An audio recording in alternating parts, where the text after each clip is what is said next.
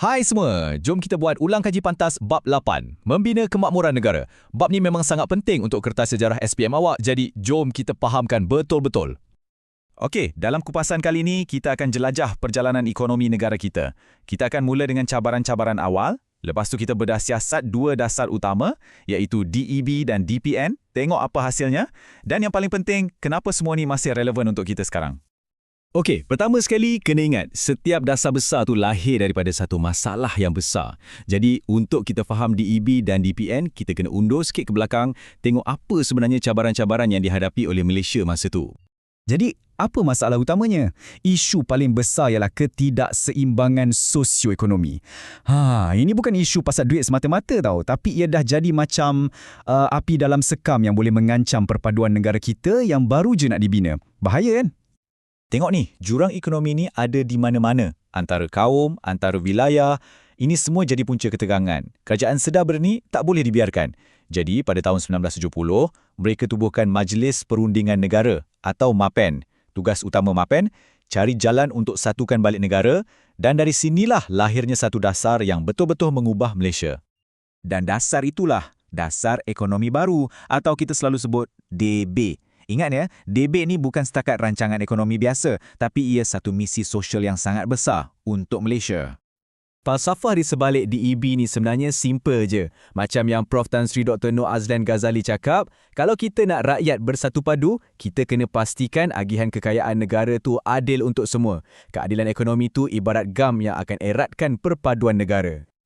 Jadi, macam mana DEB nak capai matlamat ni? Di sinilah munculnya strategi serampang dua mata. Bayangkan macam ni. Satu mata serampang tu sasar untuk basmi kemiskinan untuk semua orang, tak kira kaum. Lagi satu mata serampang pula sasar untuk susun semula masyarakat supaya tak ada lagi kerja atau industri tertentu tu dimonopoli oleh satu kaum je. Senang cerita, hapuskan kemiskinan dan pecahkan tembok ekonomi antara kaum. Nak laksanakan matlamat besar ni, DEB tak boleh buat sikit-sikit. Ia satu gerakan besar-besaran yang merangkumi pelbagai program. Daripada pembangunan kampung dan bandar, rancangan buku hijau untuk pertanian, sampailah kepemilikan saham dalam syarikat gergasi. Semua sudut disentuh. Salah satu hero dalam DEB ni sudah tentulah Felda. Cuba bayangkan impak dia.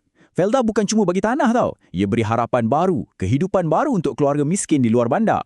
Pindahkan mereka ke penempatan yang lengkap dengan sumber pendapatan yang lebih terjamin. Hebat kan? Okey, kalau Felda fokus dekat luar bandar, PNB pula sasarannya adalah dunia korporat. Tujuannya untuk beri peluang kepada kaum Bumiputera untuk sama-sama memiliki saham dalam syarikat-syarikat besar negara. Inilah caranya skim macam Amanah Saham Nasional atau Amanah Saham Bumiputera diwujudkan. Tujuannya untuk seimbangkan pemilikan kekayaan negara. DEB berjalan selama 20 tahun. Bila ia tamat pada 1990, kerja-kerja tu belum habis lagi. Jadi, ini membawa kita ke fasa seterusnya, Dasar Pembangunan Nasional atau DPN. Ia direka khas untuk sambung dan perkemaskan lagi usaha DEB. Dilancarkan pada tahun 1991, DPN jadi enjin utama pembangunan negara untuk 10 tahun berikutnya.